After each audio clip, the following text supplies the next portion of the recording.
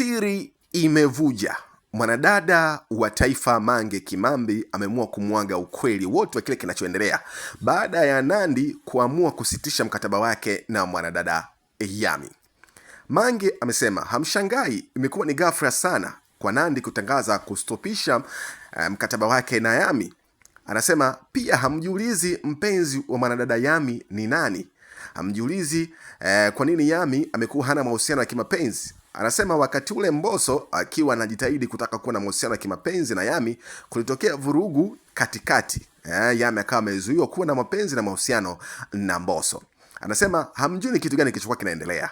Akaweka wazi mwanadada Mange. Anasema Nandy alipokuwa akisafiri kuelekea kwenye mambo yake ya kimuziki na mambo mengine, huku nyuma alikuwa anabaki Billnass pamoja na mwanadada Yammy.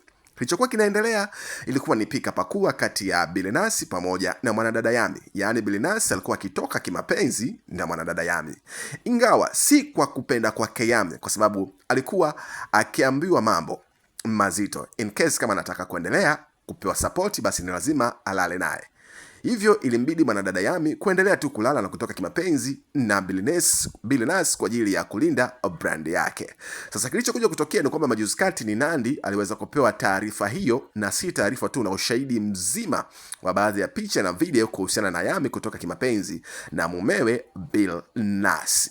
Hapo ndio picha ilipoungua. Nandy akaamua kusitisha mkataba wake na Yammy.